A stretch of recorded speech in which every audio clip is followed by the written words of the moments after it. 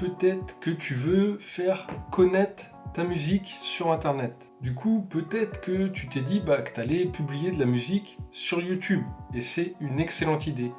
Peut-être que tu as été mater ce que les autres faisaient et tu t'es rendu compte qu'il y avait pas mal de rappeurs, en tout cas pas mal de rappeurs amateurs, qui appliquaient une stratégie qui est relativement simple, c'est de publier un son par semaine, que ce soit sur YouTube ou sur Instagram. Est-ce que ça te parle ? Comme je reçois de plus en plus de questions à propos de cette stratégie, je me suis dit que ça serait une excellente idée de faire une vidéo pour t'en parler. Donc like la vidéo, abonne-toi à la chaîne et active la cloche de notification pour rater aucune nouvelle vidéo si c'est pas encore fait. Et on perd pas de temps, on est parti, let's go!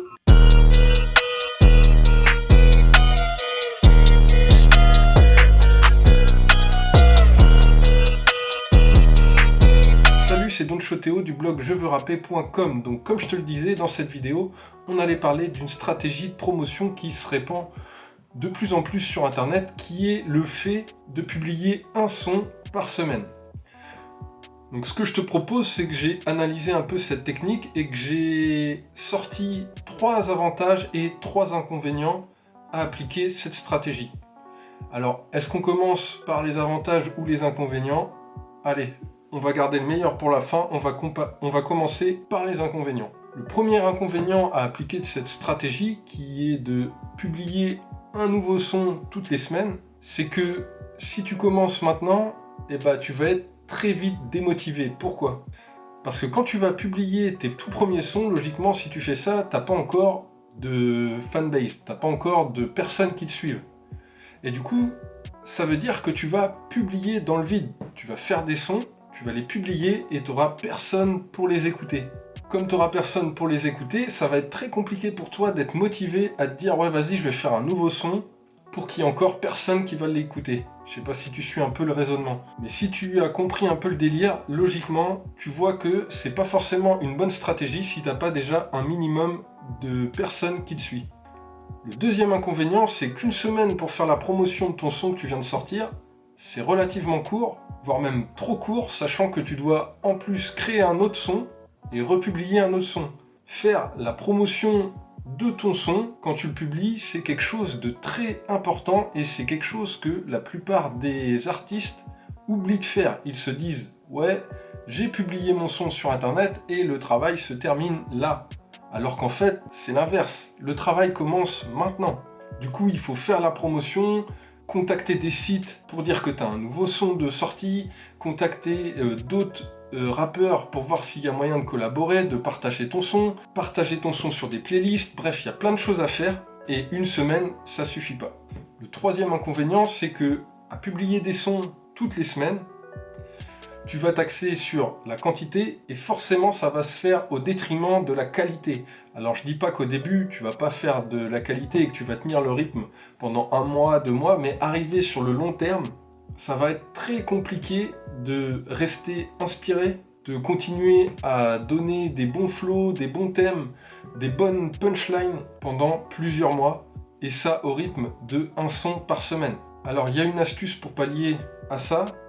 Ce serait de, par exemple, travailler à fond pendant 3 mois, avoir une base de données, se dire, ouais, par exemple, j'ai l'équivalent de 6 mois de son d'avance.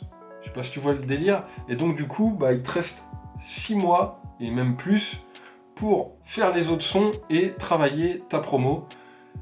Mais tu vois que ça reste quand même une masse de travail assez colossale, surtout que n'oublie pas qu'il va falloir que tu aies aussi des visuels parce que juste de la musique sur internet ça sert à rien. Donc soit un clip vidéo, soit une image animée avec un texte, avec les paroles qui sont animées, mais ça faut que ça soit de qualité, ça sert à rien de faire juste un générique. Alors là tu te dis ah ouais c'est vraiment pas une bonne technique, alors attends, maintenant on va passer aux avantages. Le premier avantage avec cette technique, c'est que tu vas créer un rendez-vous avec ton audience. Ton audience va savoir que, par exemple, chaque vendredi, il va y avoir un nouveau son de toi qui va sortir. Et donc, tu vas créer un rendez-vous et tu vas être attendu. Et ça, c'est vraiment le plus important, enfin le plus important, tu vas me dire, j'emploie souvent ce mot-là, mais c'est quelque chose de très important sur Internet de créer le rendez-vous. La deuxième chose qui peut être un avantage, c'est que ça t'oblige à être régulier dans ta musique. Je sais pas si tu as remarqué, si tu fais du rap depuis un petit moment, mais des fois, tu es hyper motivé, et du coup, tu vas écrire, tu vas poser des sons pendant un mois, quasiment tous les jours, tu vas poser, et après, démotivation, et pendant 3 mois, tu vas plus rien faire. Et bien, si tu suis ce processus de créer et de sortir un son par semaine, ton audience t'attend, donc tu vas être obligé d'être régulier et de constamment faire des sons. Ce qui nous amène au troisième avantage, c'est que vu que tu vas être obligé de créer des sons toutes les semaines, tu vas progresser à une vitesse grand V.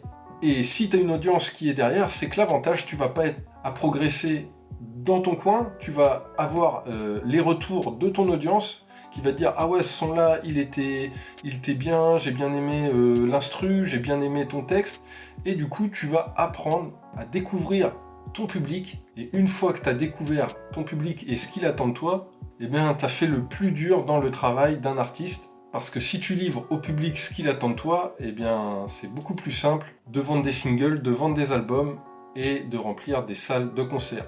Donc voilà pour cette vidéo. N'hésite pas à me dire en commentaire si toi t'appliques cette technique et tes retours vis-à-vis de cette stratégie. Si tu veux aller beaucoup plus loin dans tout ce qui est marketing musical, technique de promotion, je t'invite à cliquer ici, à t'inscrire et je t'envoie une formation totalement offerte sur le marketing musical. Dans tous les cas, je t'invite à liker la vidéo, à la partager, à t'abonner à la chaîne si ce n'est pas déjà fait, et on se dit à très vite dans une prochaine vidéo. Allez, ciao!